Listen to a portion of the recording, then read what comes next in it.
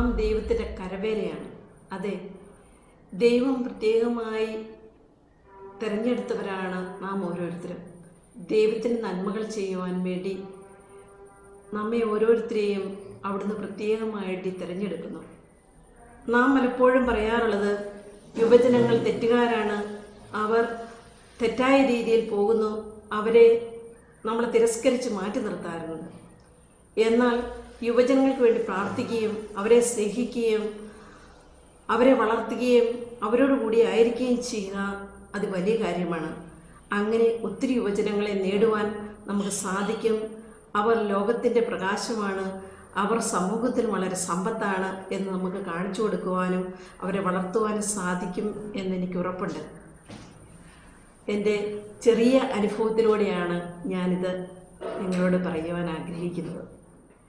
ഒരിക്കൽ ഒരു പെൺകുട്ടി എൻ്റെ അടുത്ത് നിന്ന് അവൾ വളരെ വേദനയോടുകൂടി പൊട്ടിക്കരഞ്ഞ് അവളുടെ കഥകൾ എന്നോട് ഷെയർ ചെയ്തു.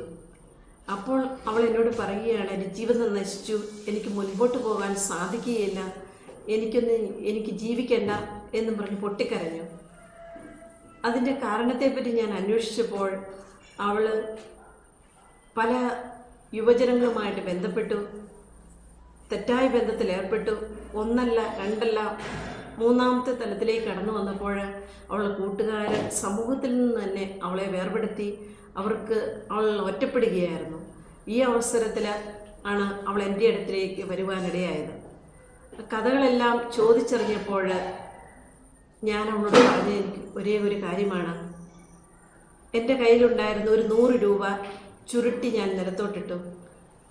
എന്നിട്ട് ഞാൻ അവളോട് ചോദിച്ചു, ഇതിൻ്റെ യഥാർത്ഥ അസ്തിത്വം നഷ്ടപ്പെട്ടോ? അവൾ പറഞ്ഞു ഇല്ല എന്ന്. ഞാൻ അപ്പോൾ അവളോട് പറഞ്ഞു, ഇതിന് ചുക്കും ചുളിവുമൊക്കെ വന്നു എങ്കിലും അതിനെ നേരെയാക്കുവാൻ നമുക്ക് സാധിക്കും. യഥാർത്ഥ അസ്തിത്വം നഷ്ടപ്പെട്ടിട്ടില്ല, അതിൻ്റെ ഐഡൻറ്റിറ്റി പോയിട്ടില്ല. നിനക്ക് വീണ്ടും തിരിച്ചു വരുവാൻ ദൈവം അവസരം തരുന്നു. നീ അത് മനസ്സ് വെച്ച് ഇനി ചെയ്യുകയില്ല എന്ന് തീരുമാനമെടുത്താൽ ഇന്ന് നടക്കുന്ന ആരാധനയിൽ നിന്നെ തന്നെ പൂർണ്ണമായി വിട്ടുകൊടുത്ത് പ്രാർത്ഥിച്ചാൽ ദൈവം നിനക്ക് കൃപ നൽകും എന്ന് അവളോട് പറയുവാനും അവൾക്ക് നല്ല രീതികൾ പറഞ്ഞു കൊടുക്കുവാനും എനിക്ക് തമ്പുരാൻ വഴി തെളിച്ചു തന്നു. അത് അവൾ അനുസരിക്കുകയും അതനുസരിച്ച് അവൾ അന്നത്തെ നടന്ന പ്രാർത്ഥനയിൽ സജീവമായി പങ്കെടുക്കുകയും സജീവമായിട്ട് അവളെ തന്നെ വിട്ടുകൊടുക്കുവാനും അവൾക്ക് സാധിച്ചു.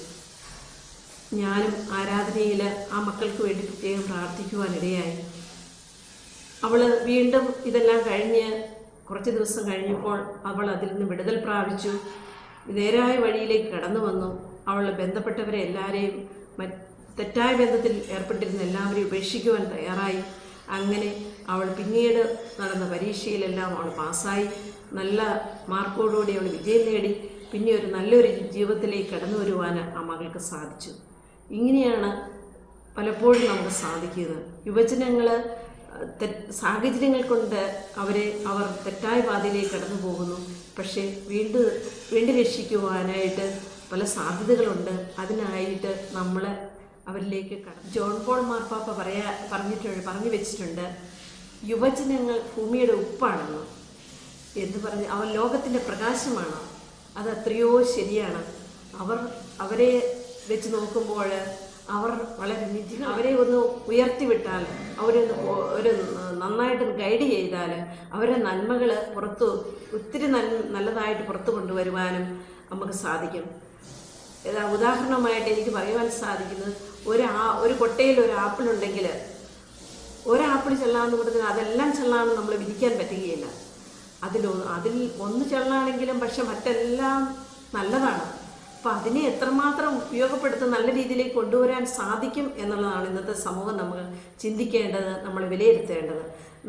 യുവജനങ്ങളെല്ലാവരും തെറ്റാണ്, അവർ ശരിയല്ല, അവർക്ക് കഴിവുകളില്ല എന്നൊന്നും നമ്മൾ മാറ്റി നിർത്താനില്ല. ഇന്ന് നമ്മൾ ഒരു മീഡിയയുടെ തലത്തിലാണ് ജീവിക്കുന്നത്. അവർക്ക് അതിനുള്ള കഴിവുകളുണ്ട്, അതിനുള്ള വേദികൾ തുറന്നു കൊടുക്കണം, അതിനെ വളർത്തണം. അപ്പോൾ അതിൻ്റെ ഒത്തിരി മേഖലകൾ തുറന്ന് പുതിയ ഉറവിടങ്ങളിലേക്ക് കടന്നു ചെല്ലുവാനും കണ്ടെത്തുവാനും അതിനെ നയിക്കുവാനും സമൂഹത്തിലെ സഭയ്ക്ക് ഒരു വലിയ സമ്പത്തായി അവർ മാറുവാനിടയുണ്ട്. അങ്ങനെ അവരെ വളർത്തിയെടുക്കണമെന്നാണ് എനിക്ക് വീണ്ടും നിങ്ങളോട് പറയാനുള്ളത്.